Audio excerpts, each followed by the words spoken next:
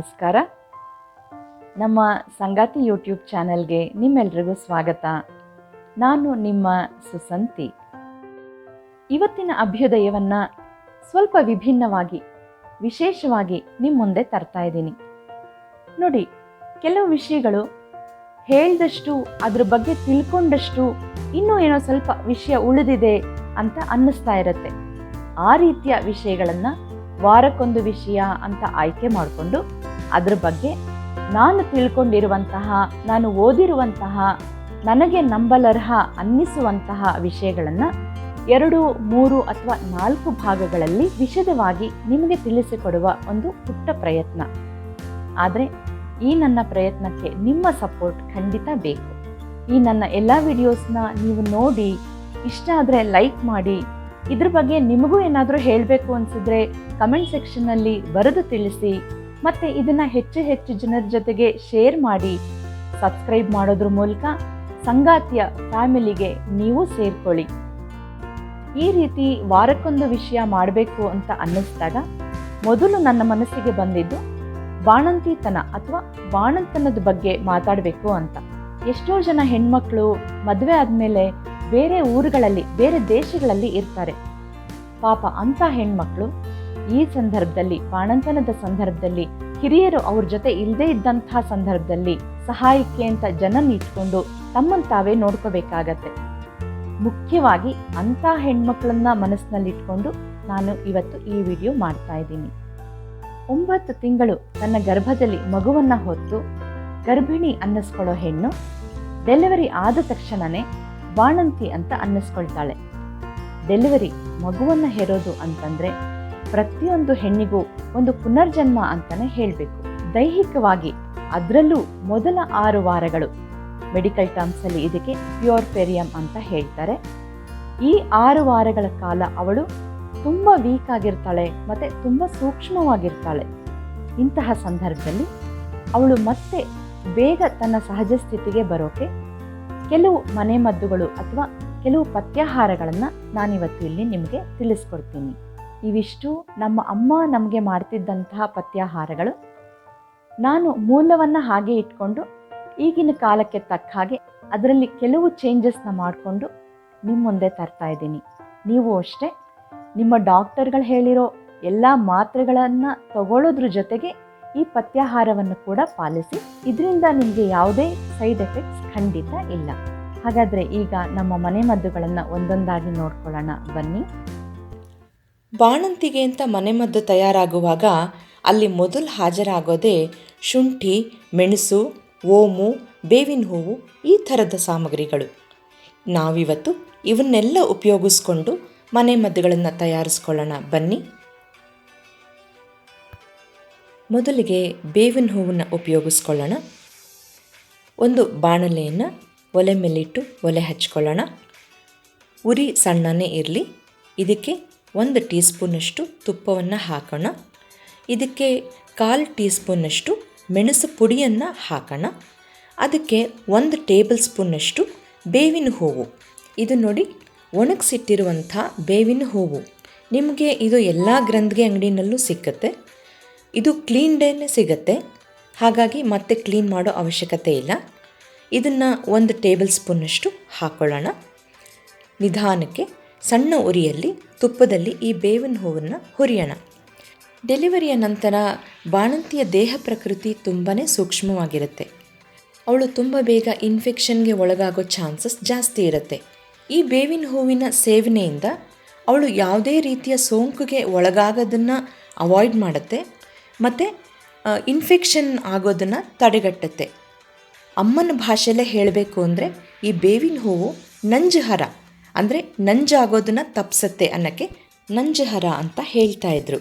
ಜೊತೆಗೆ ಇದು ದೇಹವನ್ನು ಕೂಡ ಶಾಖವಾಗಿಡುತ್ತೆ. ಹಾಗಂತ ಹೀಟ್ ಆಗಲ್ವಾ ಅಂತ ಕೇಳಬೇಡಿ. ಇದಕ್ಕೆ ತುಪ್ಪ ಹಾಕ್ಕೊಂಡು ತಿನ್ನೋದ್ರಿಂದ ಯಾವ ರೀತಿ ಹೀಟು ಕೂಡ ಆಗೋದಿಲ್ಲ. ಮತ್ತು ಇದು ತುಂಬಾ ಘಮ್ ಅಂತಿರುತ್ತೆ, ತುಂಬ ರುಚಿಯಾಗಿರುತ್ತೆ. ಹಾಗಾಗಿ ತಿನ್ನೋದು ಕೂಡ ಚೆನ್ನಾಗೇ ಇರುತ್ತೆ. ಇನ್ನು ನಮ್ಗೆ ಹೇಳಬೇಕು ಅಂತಂದರೆ ಈ ಬೇವಿನ ಚಕ್ಕೆ ಅಂತ ಬರ್ತಿತ್ತು. ಆ ಬೇವಿನ ಚಕ್ಕೆಯಲ್ಲಿ ಕಷಾಯ ಮಾಡಿ ಕುಡಿಸ್ತಾ ಇದ್ರು ಅಮ್ಮ.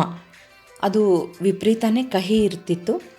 ಈಗಿನ ಮಕ್ಕಳಿಗೆ ಅದು ಅಷ್ಟು ಒಗ್ಗಲ್ಲ ಅಂತ ನಾನು ಅದನ್ನು ಇಲ್ಲಿ ಇವತ್ತು ಮಾಡಿ ತೋರಿಸ್ತಾ ಇಲ್ಲ. ಬಟ್ ಇದು ಕೂಡ ಅಷ್ಟೇ ಎಫೆಕ್ಟಿವ್, ತುಂಬಾ ಚೆನ್ನಾಗಿರುತ್ತೆ. ನೋಡಿ, ಹುರಿತಾ ಇದು ತುಂಬಾ ಘಮ್ ಅಂತ ಇದೆ. ಅಷ್ಟೇ, ಘಮ್ ಅಂತ ಪರಿಮಳ ಬಂದರೆ ಇದಾಗಿದೆ ಅಂತ ಅರ್ಥ. ಈಗ ಇದಾಗಿದೆ. ಇದನ್ನು ಒಂದು ಬಟ್ಲಿಗೆ ತೆಕ್ಕೊಂಡು ಬಿಡೋಣ. ಇದು ಹುರಿಯೋಕ್ಕೆ ಸುಮಾರು 1 ರಿಂದ 1.5 ನಿಮಿಷ ಹಿಡಿಯುತ್ತೆ ಅಷ್ಟೇ. ಇದು ಇನ್ನೇನು ಬಾಣಂತಿಗೆ ಊಟ ಬಡಿಸ್ಬೇಕು ಅನ್ನುವಾಗ ಹುರ್ಕೊಂಡ್ರೂ ಸಾಕು. ಈಗ ಈ ರೀತಿ ಹುರಿದಿಟ್ಕೊಂಡಿರುವಂಥ ಬೇವಿನ ಹೂವನ್ನು ಮೊದಲ ಅನ್ನಕ್ಕೆ ಹಾಕ್ಕೊಂಡು ಅದಕ್ಕೆ 1 ಸ್ಪೂನ್ ತುಪ್ಪವನ್ನು ಕೂಡ ಹಾಕಿ ಬಿಸಿ ಇದ್ದಾಗಲೇ ಕಲಿಸ್ಕೊಂಡು ಊಟ ಮಾಡಬೇಕು. ಇದಕ್ಕೆ ಉಪ್ಪು ನಾನು ಮಾಮೂಲಿ ಉಪ್ಪು ಕೂಡ ಹಾಕ್ತಾ ಇಲ್ಲ, ಸೈಂಧ್ ಲವಣ ಇದು. ಇದನ್ನು 1/4 ಟೀ ಸ್ಪೂನಷ್ಟು ಹಾಕ್ಕೊಂಡು ನಿಮ್ಮ ರುಚಿಗೆ ತಕ್ಕಷ್ಟು ಹಾಕ್ಕೊಂಡು ಕಲಿಸ್ಕೊಂಡು ಊಟ ಮಾಡಿ. ಎಲ್ಲ ರೀತಿಯ ಇನ್ಫೆಕ್ಷನ್ಸ್ಗೂ ಇದು ತುಂಬಾ ಒಳ್ಳೆಯ ಔಷಧಿ. ನೆಕ್ಸ್ಟು ಓಮಿನ ಉಪಯೋಗವನ್ನು ಹೇಗೆ ಮಾಡಬಹುದು ಅಂತ ತಿಳ್ಕೊಳ್ಳೋಣ. ಒಂದು ಬಾಣಲೆಯನ್ನು ಒಲೆ ಮೇಲಿಟ್ಟು ಒಲೆ ಹಚ್ಕೊಳ್ಳೋಣ. ಯಥಾ ಪ್ರಕಾರ ಉರಿ ಸಣ್ಣ ಇರಲಿ. ಇದಕ್ಕೆ 1 ಟೀ ಸ್ಪೂನಷ್ಟು ತುಪ್ಪವನ್ನು ಹಾಕಿ 1/4 ಟೀ ಸ್ಪೂನಷ್ಟು ಮೆಣಸನ್ನು ಪುಡಿಯನ್ನು ಹಾಕೋಣ. ಇದಕ್ಕೆ 1/2 ಟೀ ಸ್ಪೂನಷ್ಟು ಓಮನ್ನು ಹಾಕೋಣ. ಇದು ಅಷ್ಟೇ, ಮೆಣಸು ಮತ್ತು ಓಮನ್ನು ಘಮ್ ಅಂತ ಪರಿಮಳ ಬರೋವರೆಗೂ ಹುರ್ಕೊಳ್ಬೇಕು. ಉರಿ ಸಣ್ಣ ಇರಬೇಕು. ಇದು ಯಾವುದೇ ಕಾರಣಕ್ಕೂ ಸೀದು ಹೋಗಬಾರ್ದು. ಬಾಣಂತಿಯರಿಗೆ ಡೆಲಿವರಿಯ ನಂತರ ದೇಹದಲ್ಲಿ ವಾಯು ಸೇರೋದು ಅಂದರೆ ವಾಯು ಪ್ರಕೋಪ ಜಾಸ್ತಿ ಆಗುತ್ತೆ ಮೈಯಲ್ಲಿ. ಆ ರೀತಿ ಆದಾಗ ಮೈ ಕೈ ನೋವು ಬರೋದು, ಏನು ತಿನ್ನಕ್ಕೆ ಸೇರದೇ ಇರೋದು ಅಥವಾ ತಿಂದಿದ್ದು ಸರಿಯಾಗಿ ಜೀರ್ಣ ಆಗದೇ ಇರೋದು, ಈ ರೀತಿಯಾದ ಬಾಧೆಗಳೆಲ್ಲ ಬಾಧಿಸೋಕ್ಕೆ ಶುರುವಾಗತ್ತೆ. ಈ ಓಮು ಅದನ್ನೆಲ್ಲ ಅವಾಯ್ಡ್ ಮಾಡುತ್ತೆ. ವಾಯು ಸೇರಿದ ಹಾಗೆ ನೋಡ್ಕೊಳ್ಳುತ್ತೆ, ಜೀರ್ಣಶಕ್ತಿ ಚೆನ್ನಾಗಿ ಆಗೋ ಹಾಗೆ ನೋಡ್ಕೊಳ್ಳುತ್ತೆ. ಹಾಗಾಗಿ ಹೊಟ್ಟೆಗೆ ಸಂಬಂಧಪಟ್ಟ ಎಲ್ಲ ರೋಗಗಳಿಗೂ ಈ ಓಮು ರಾಮಬಾಣ ಅಂತಲೇ ಹೇಳಬಹುದು. ಈಗ ನೋಡಿ, ಇದು ಕೂಡ ಆಗಿದೆ. ಇಷ್ಟಾದರೆ ಸಾಕು. ಇದನ್ನು ಒಂದು ಪಕ್ಕಕ್ಕೆ ತೆಗೆದಿಟ್ಕೊಂಡು ಬಿಡೋಣ.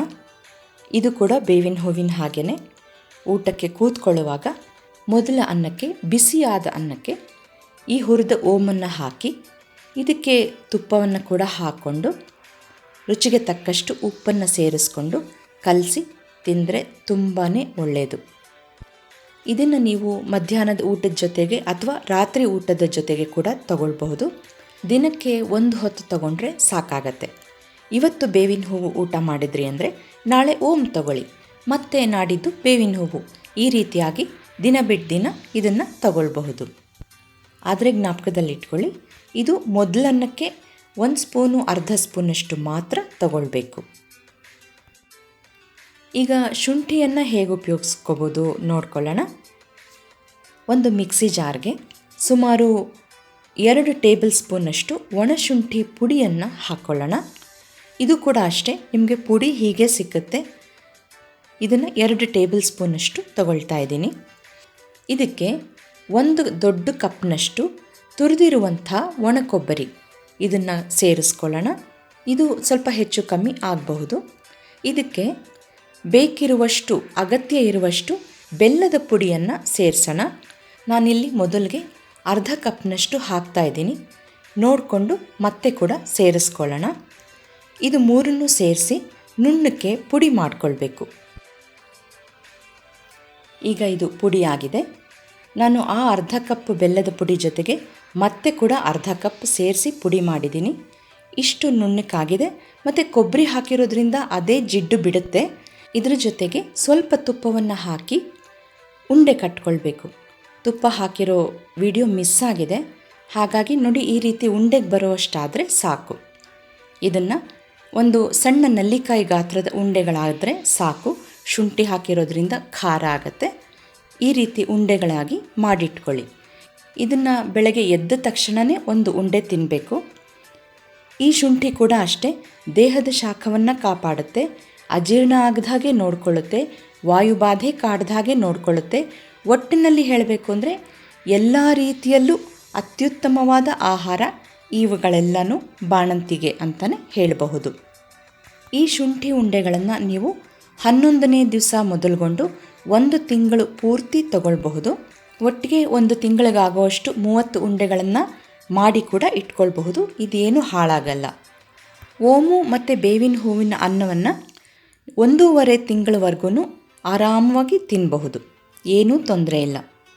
ಇವಿಷ್ಟು ನಮ್ಮ ಅಮ್ಮ ನಮಗೆ ಮಾಡ್ತಿದ್ದ ಮನೆಮದ್ದುಗಳಲ್ಲಿ ಸುಲಭ ಅನಿಸಿದ್ದನ್ನು ಹುಡುಕಿ ನಿಮಗೆ ಹೇಳಿದ್ದೀನಿ. ನಿಮ್ಗೆ ಹೇಗನ್ನಿಸ್ತು ನನಗೆ ಹೇಳಿ. ನೋಡ್ಕೊಂಡ್ರಲ್ವಾ? ಮುಂದಿನ ಭಾಗದಲ್ಲಿ ಬಾಣಂತಿಯ ಆಹಾರ ಪದ್ಧತಿ ಹೇಗಿರಬೇಕು ಮತ್ತು ಕೆಲವೊಂದು ನಾಲ್ಗೆಗೆ ರುಚಿ ಕೊಡುವಂತಹ ಆದರೆ ಪೌಷ್ಟಿಕಾಂಶವುಳ್ಳ ಆಹಾರವನ್ನು ತಯಾರು ಮಾಡೋದು ಹೇಗೆ, ಇದ್ರ ಬಗ್ಗೆ ತಿಳ್ಕೊಳ್ಳೋಣ. ಅಲ್ಲಿವರೆಗೂ ನಮಸ್ಕಾರ.